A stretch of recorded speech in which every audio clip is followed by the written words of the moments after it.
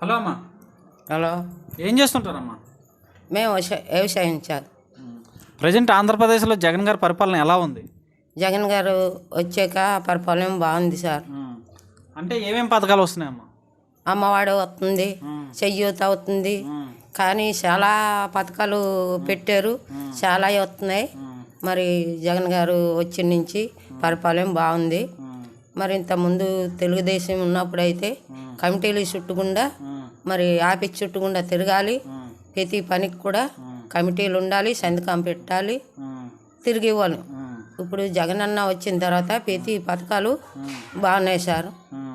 మరి అమ్మవాడు కానీ మరి చెయ్యూత కానీ మరి ప్రతి పథకాలు కూడా మాపులు డోకరి మాపులు ఇచ్చారు, డోకరి పావలొడ్లు ఇచ్చారు.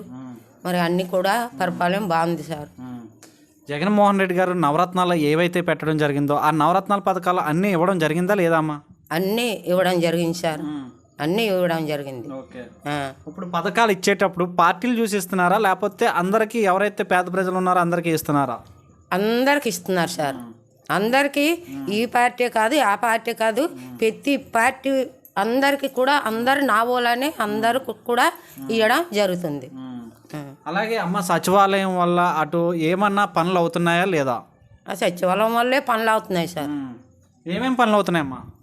అది మరి ఒక ఆధార్ కార్డు లేకపోయినా సచివాలయంకి వెళ్ళాలి, వాలంటీర్లు చేస్తారు.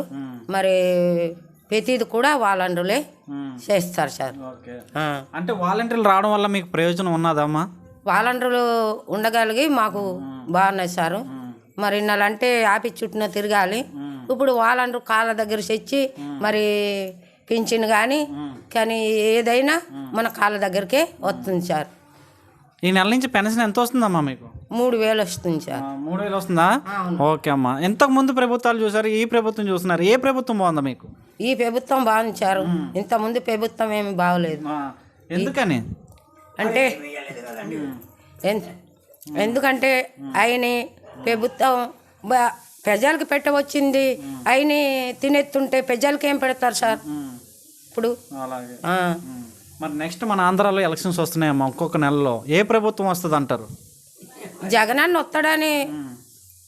వస్తాడని మేము అనుకుంటున్నాం సార్. నేను అయితే మరి జగనన్న తండ్రి ఉన్నప్పుడు రాజశేఖర రెడ్డి ఉన్నప్పటి నుంచి నాది అదే పార్టీలో ఉన్నాను సార్. నేను అదే పార్టీకి వేయడం జరుగుతుంది.